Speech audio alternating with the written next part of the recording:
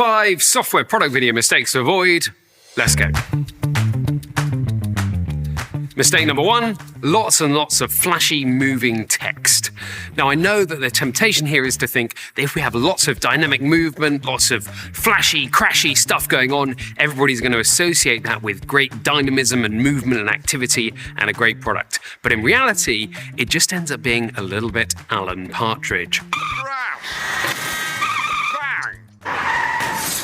Voila! What a video!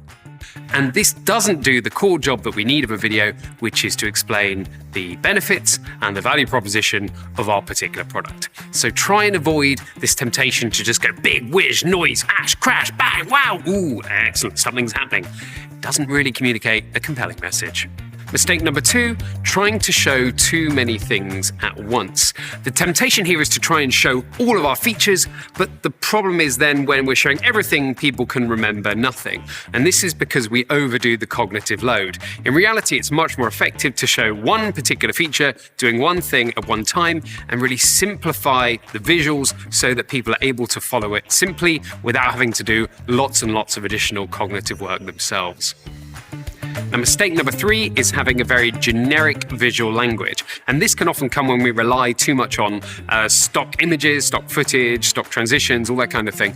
But really, the best defense against this is just having great visual product design. So make sure that once you've got that great product design, you are subsequently anchoring the language, the style, the visual substance of that design into the video that you're making, with the iconography, with the colors, and make sure that that palette is really there to anchor your brand and anchor the memory of your product in the minds of your audience.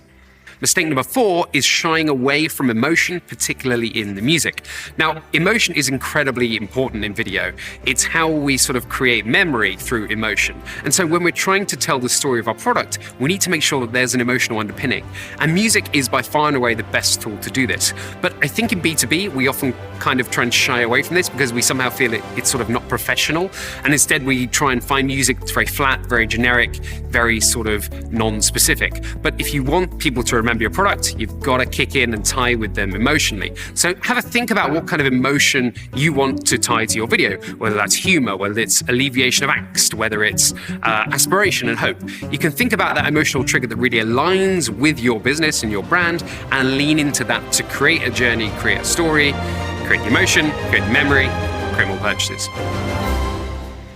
And mistake number 5 is failing to tell the story of your audience experience. Audiences need to be able to see themselves within the video to understand why the product might add value to them. And this is very much kind of like a features benefit problem. The story of a video has to be anchored in the benefits, not just showing off the features.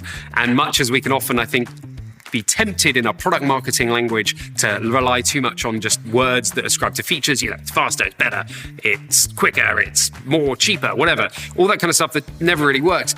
The same is very true in video, which is why video is such a great way of actually improving your product positioning.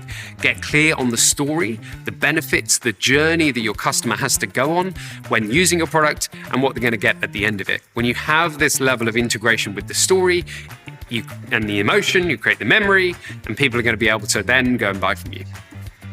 So if you are looking for help with your product videos, give us a shout.